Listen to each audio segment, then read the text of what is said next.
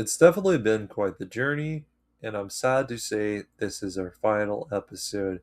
Gachiakuta, episode 24. What an absolute start to this episode. Rudo is out in the hallway all by himself, clearly thinking about something. He looks outside, and we can see that Rummelin is sitting on a bench by herself, still upset with herself about what she did. As Rudo's deciding on what to do, Zanka comes into the room. The two begin to start off with small talk. But Zanka looks out to the side to see Rummelin outside, and he knew straight away that Rudo wanted to offer support. However, this turns into Rudo saying he's not the right guy, and Zanka literally begins to light a fire on him. It all starts from a Mo and how she went missing and he didn't let that go. It's really a sweet thing if you think about it. It's like that tough love.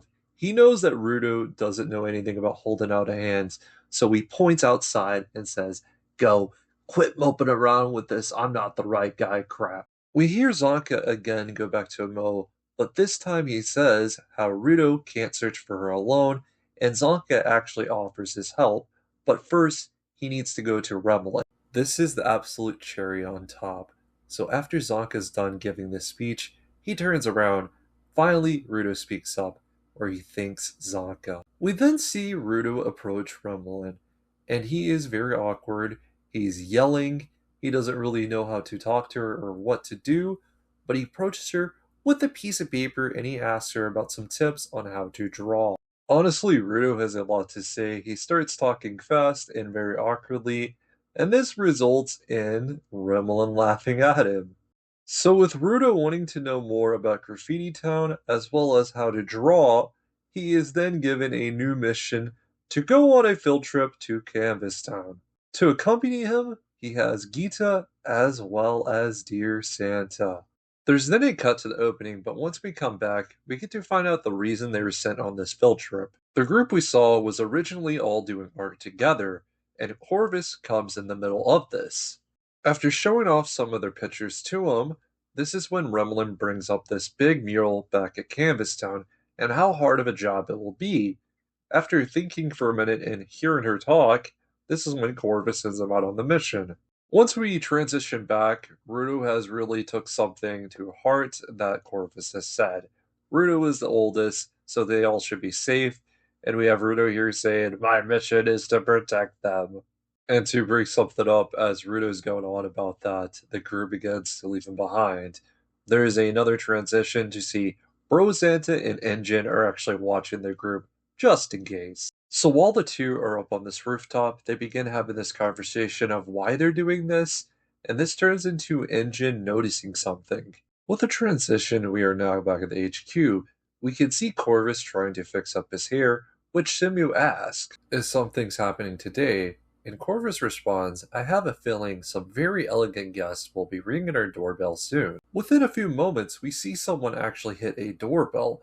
At the same time, suddenly Simu gets a call from someone, screaming, and it is this very mysterious fellow that is one of the cleaners, that there is someone here. This is a pretty crazy reveal. So this cleaner is shouting some things. The first thing we hear, the polar opposite of the cleaners who specialize in trash beast. And we get more closer, we can see the red uniforms, the guardians of order who keep their fellow humans in line, the punishers of criminals. We begin to get a close-up of some faces, and then we see her again, the same woman from last episode with red hair, and they are here because they've heard they're holding a spirit. We then go back to see what Engine was seeing, and it was actually Fu hiding behind a trash can. With the transition, we go back to the HQ. The red-haired lady and Corvus are both sit down, and as the two are facing each other, we hear Simu talking to herself, where we find out this is the Hell Guard. Corvus and the lady begin to have some small talk, which quickly turns whenever she puts down papers bringing up the incident, and she says the problem was a series of injuries due to parts of the flying trash beast. When a trash beast is causing harm to others, you're supposed to report it to the Hell's Guard. With wanting an explanation, this is when Corvus begins to punch back, and we get to hear her name and more about her. She is first squad captain, of the Hell's Guard's Red Horn. Her name, Kyoka Nejuku. As we begin to transition back to Rudo's and the others, we hear Kyoka's true reason for being here. We're here to take in the spirit. Now going back to Rudo's and the others, Rudo finds out they're currently in Whole Town, which, from Remlin, we get to find out it's famous for its ink. To add to that, this is very similar to oil where it spurts up and they gather it in big barrels. And we get to see that Rumlin makes a remark about how kids could be easily kidnapped by getting distracted here, which fires Rudo up even more. As Rudo was getting fired up, Giddy gets distracted by an ice cream spot, which they begin to go over too. At the same time, we get to see Fu spying on them. So wait a minute, as Fu begins to talk to himself, this is where we learn he's not under anybody's orders. In fact, he begins to remember that Zola left him behind, and as he's beating himself up about not having any orders, that same little voice begins to talk to him, and he takes something out of his pocket, which we're seeing some sort of weird doll thing or creature, and again, it beats poor little Fu up and says, "You really are helpless without me, huh?" This thing is Master High. And this is when we hear Fu jump to this conclusion. Next, I'll get Engine from the cleaners to order me around. Okay, I think I'm starting to understand what Fu's vital instrument is. It's definitely maybe this thing that tells him what to do, since he's pretty indecisive. We see Engine sneeze because Fu was talking about him, and whenever we come back to Fu, this is where Master Hai tells him, so go make contact with them already. And he looks at the ice cream spots. Rudo and the others have already left to go ahead. Fu then looks over to see where they are, and Rudo is being held back by all of them because he's going in a sweet rampage, which scares Fu. It makes Fu begin to back out. However, Master Hire reminds him, don't back out now, you moron. Okay, dude, what is even going on? So, as Fu is watching them wrestle Rudo, this old man comes over and he talks about how he's got a lot of candy back at home. What? Rudo hears this and he begins to go with it, and this is like obviously kidnapping. Suddenly, we see Rudo begin to smell, and he figures it out. He just goes ahead and turns around and kicks this man's straight in the groin. Man, that is just something else. Fu watched this, he's now curled up, crying, and Master Eye gives his next direction. Maybe we should make contact at their destination, which ended up being a very, very long walk to get to Canvas Town. Now, we do get to see the group begin to go inside the entrance, and as they're doing so, this is when Remlin asks, Rudo, what do you imagine when you hear the word mural? Rudo responds, a picture drawn on a wall, right? Remlin then smiles and points up. Rudo's confused. Lights begin to unveil something as Rudo looks up, an art piece on the ceiling. Come to find out, the ceiling is actually the mural. While Remlin and Rudo are talking about their graffiti wall, Engine comes from behind to join with the group. As the group lays down to look at this art, we get to learn this is each spellcaster conveying their feelings as well as history. Things begin to pump up. It gets silent for a moment. Rudo and Engine are looking up, and there's slowly this focus in on a certain piece on this wall. It is a mark very reminiscent of the Watchmen series. In response, both Rudo and Engine begin to freak out. Rumlin is confused on why. Suddenly, we now go back to Kyoka, who wants to know everything about the spirit. The reason why? To learn more about the relationship between the spear and the ground. So as Corvus responds, it seems that the Hell's Guards want Rudo to fill in some blank parts of history. However, Corvus won't easily give up Rudo, and basically pounds her so hard. Now we go back to the others who have just seen this mark. Rumlin asks Rudo if he has something with this mark on it and asks him if he's a fan of The Undertaker. Rumlin then says, those are the logos of the friends of the original spellcaster, Maka Eichel. What an absolute bomb. So it turns out they don't know the name of all these friends.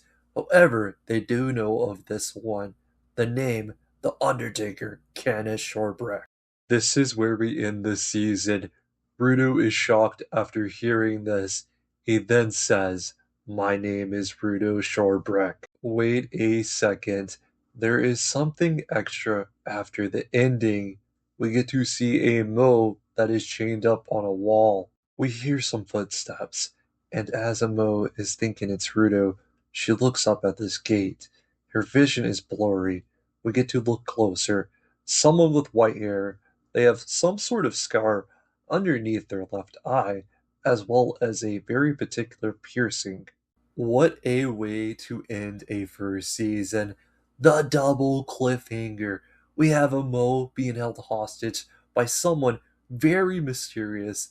Then we have Rudo's name being revealed to being tied to this Watchmen series. So, whoever his dad is, this guy is the Undertaker, and he was friends with the original spellcaster.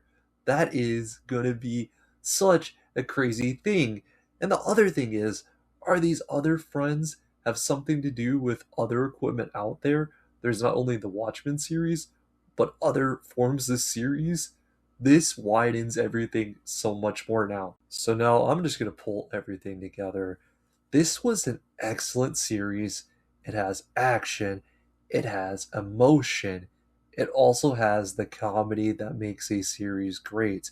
I can't recommend it enough. Now, will it beat Demon Slayer, Jujutsu Kaisen, other shows like that? No, not necessarily, but it does have something about it that makes you want to watch the next episode and the next episode. It hits these cliffhangers just perfectly, and I just love that about it. It's the same thing that keeps people watching 1,000 episodes of One Piece. One of the biggest things of all I forgot to mention is actually the visual. The amount of graffiti in this entire series. Not only that, you gotta look at what the characters are actually wearing. Tons of personality, tons of uniqueness that makes it like nothing really ever before. Like I've said before, it's an absolute piece of art.